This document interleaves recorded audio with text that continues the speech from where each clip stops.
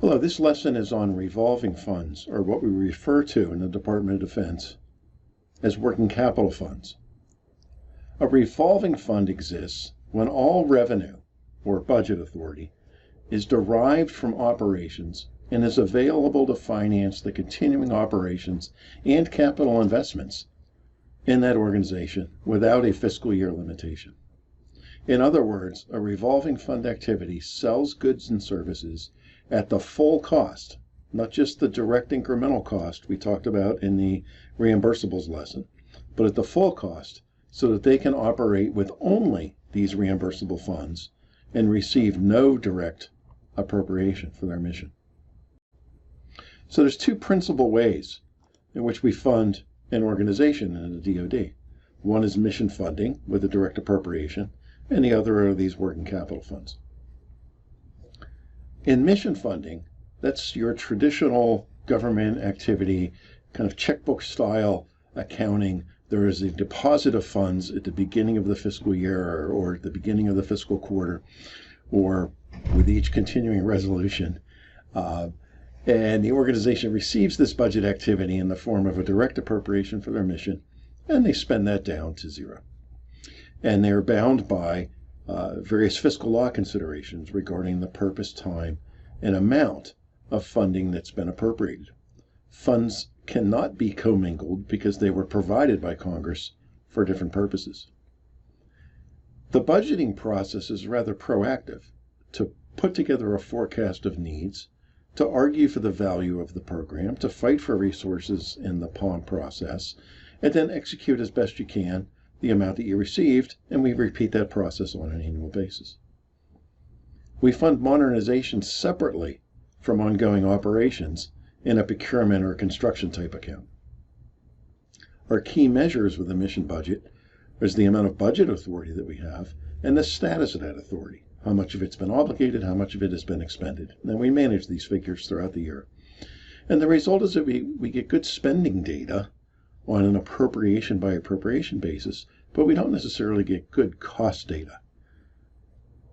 At the Naval Postgraduate School here where I'm recording this, we have a mission budget for the education of our students, but not included in there are procurement funds to invest in new capabilities at the university. What's not included is the cost of running the base, so much of the physical plant is funded in a different account. Military personnel who work here are funded in the military personnel account. And so understanding the full cost of delivering education is a non-trivial matter of collecting data from all of these different places.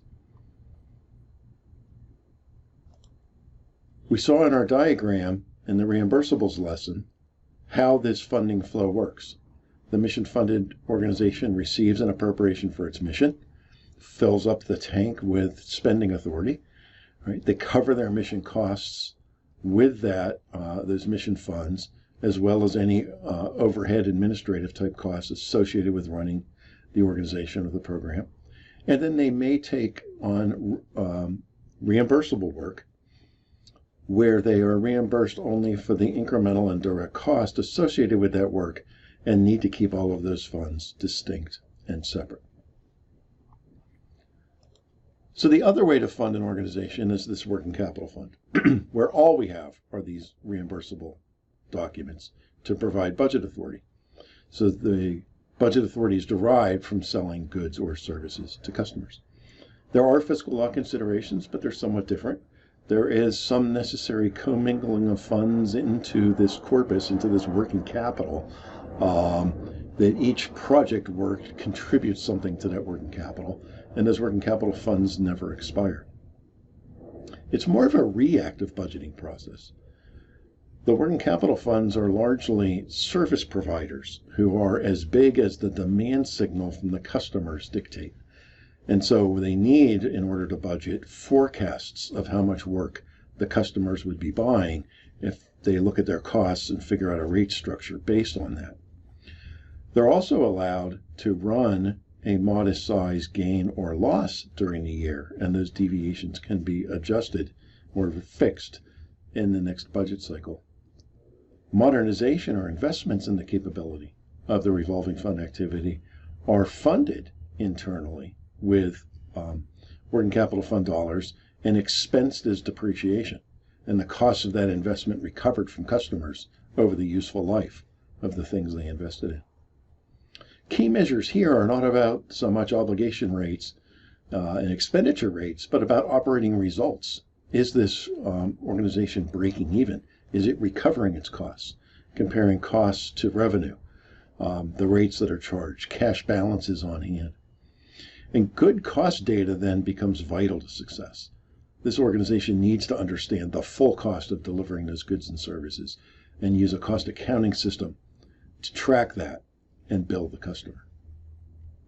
So if we were to look at this working capital funded organization using our mechanical diagram, we have a customer who has an appropriation, and they're going to negotiate some work with this working capital funded organization. Send over a funding document and a statement of work. That work gets accepted by the working capital fund organization, and then they set off and begin performing that work.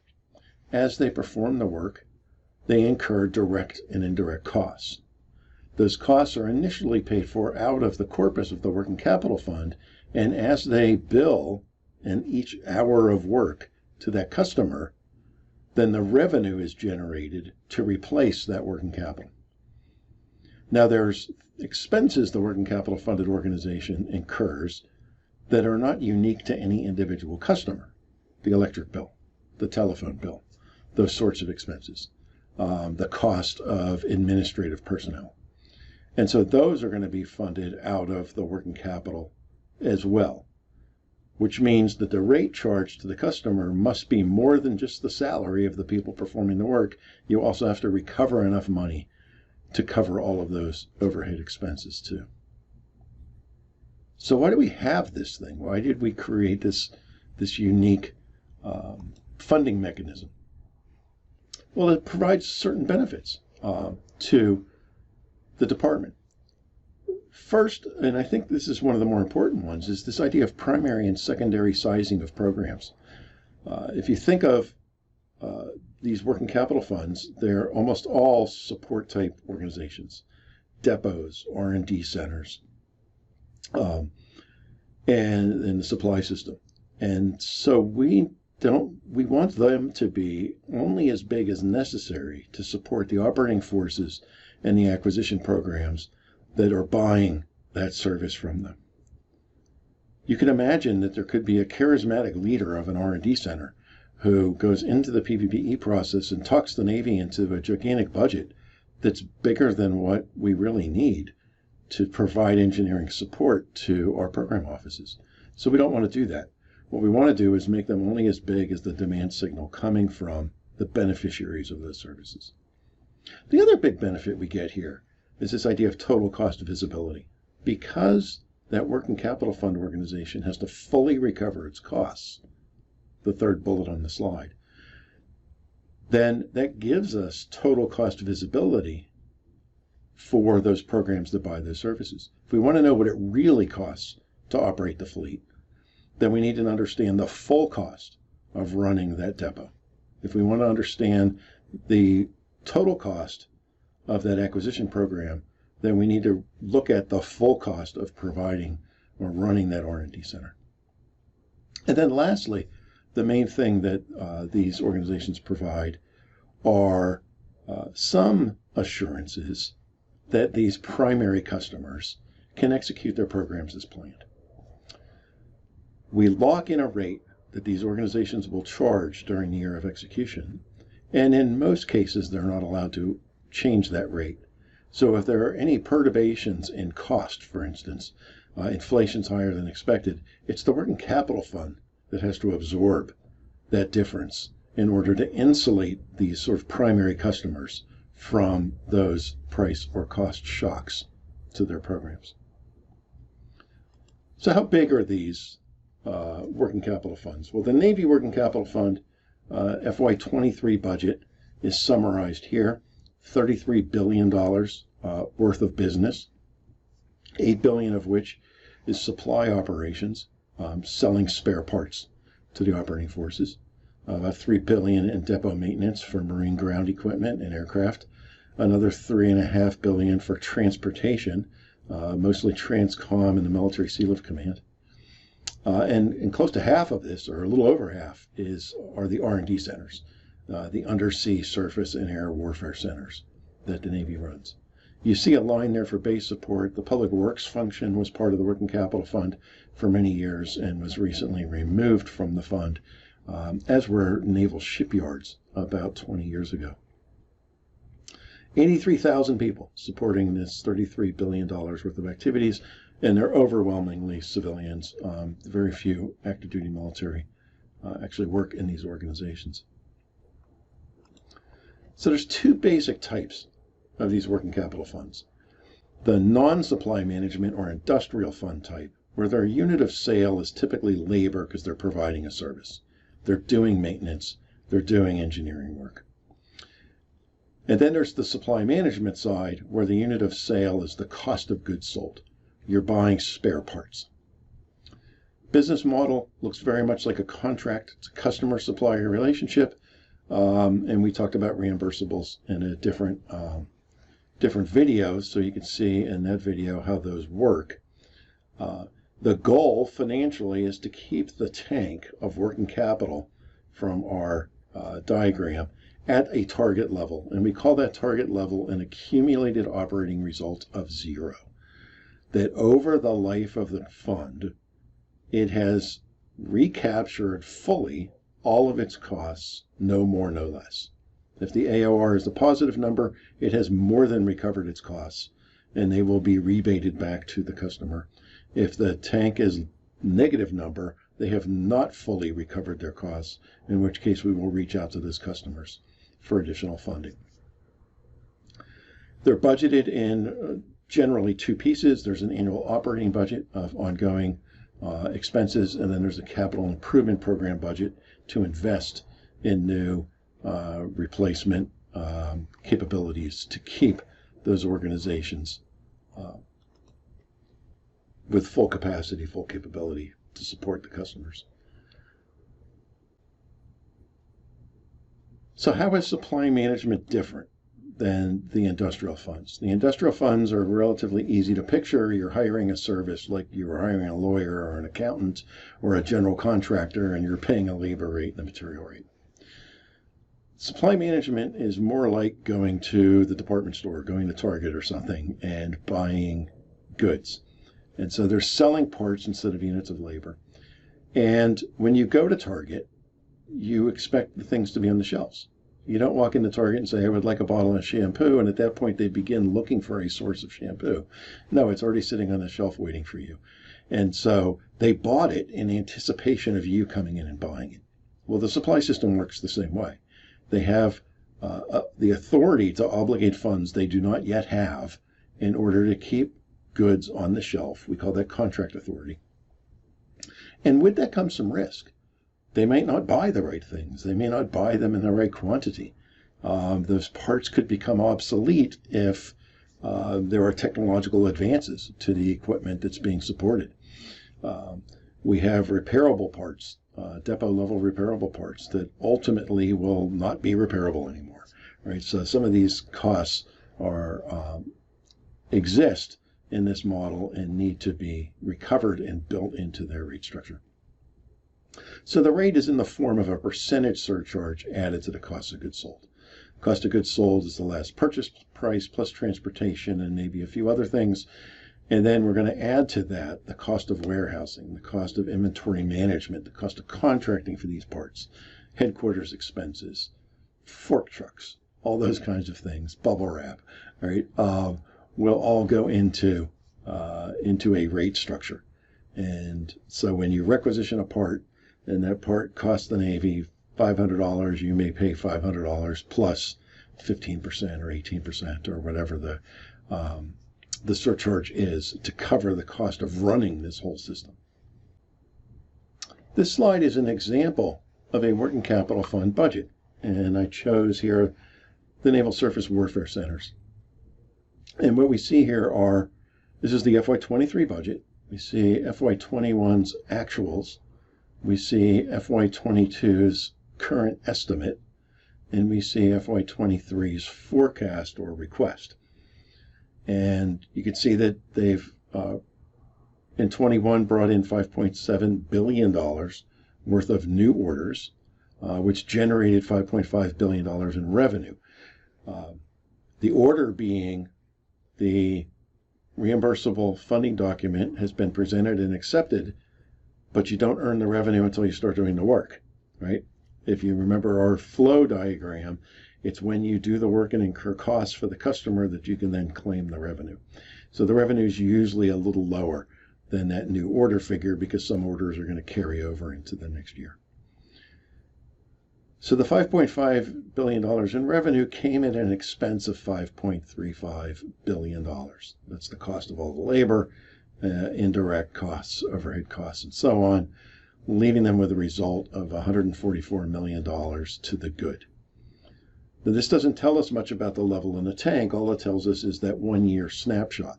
They poured $144 million into the tank, or they recovered $144 million than what they spent.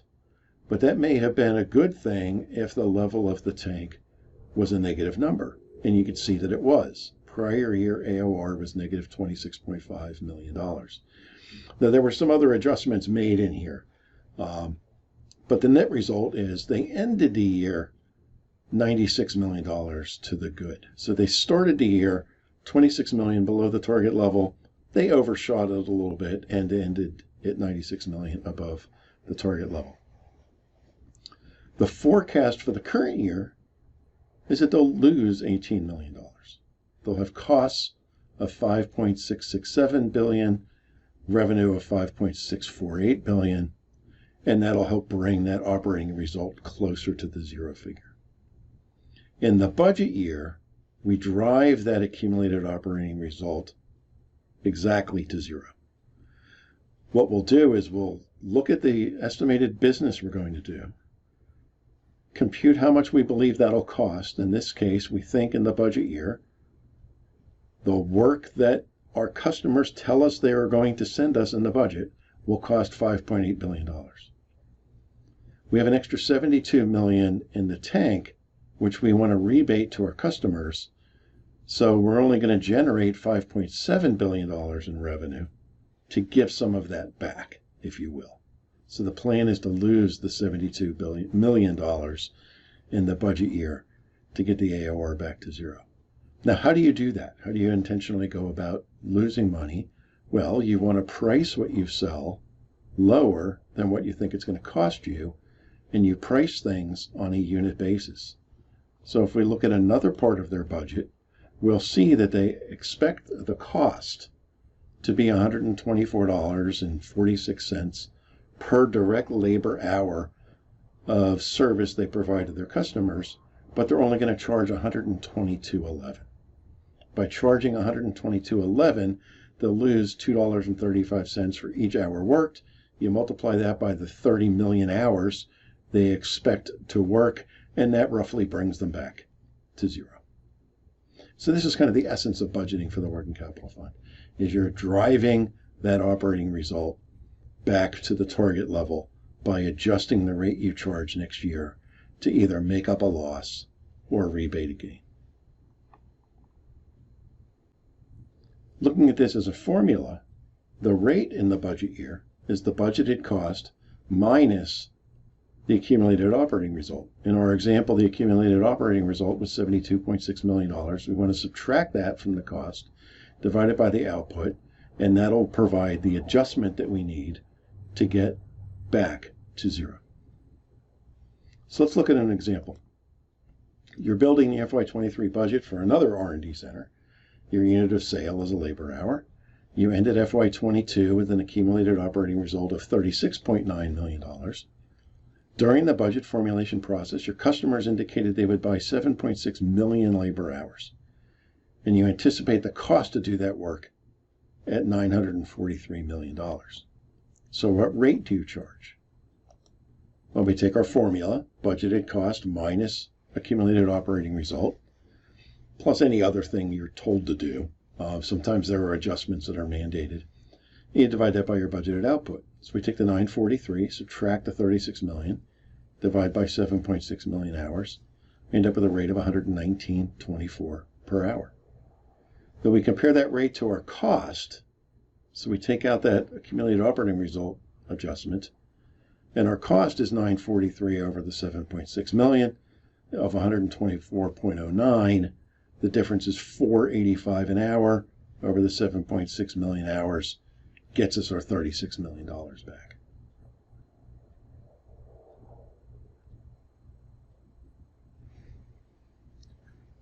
Part of the management of the working capital fund is to continually be assessing what is the actual unit cost that we're incurring by looking at the actual spending that you're doing and comparing that to your unit cost goal.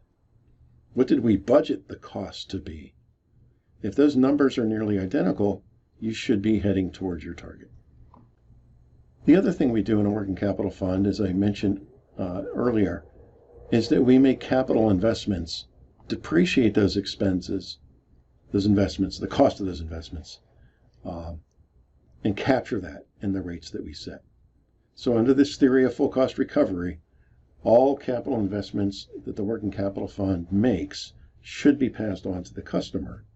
But capital investments are lumpy, and we're investing in things that last a long time. So we're going to depreciate this, spread the cost over its useful life. Meaning every year we're going to add into our rate depreciation expense for something we bought last year, the year before that, and so on. And what we try to do is get them to balance. And so here we have, for our surface warfare centers, 3 years of investments totaling $64, $74, $71 million. And we can look at the recovery from prior year investments as a depreciation expense, 28, 69, $71 million, and they're roughly equivalent. So working capital fund execution, largely a matter of comparing budget to actual, as I alluded to a minute ago. You're going to look at actual versus budgeted cost. You're going to look at actual versus budgeted direct labor hours. This is the thing that you sell. This would be analogous to Target counting how much shampoo is on the shelf, right? How much is available to sell. Your customers said they were going to buy a certain amount. Are they really buying that amount? So you want to look at actual versus budgeted orders and revenue. And you might want to look at budgeted overtime labor as well. A labor hour costs differently than a regular hour.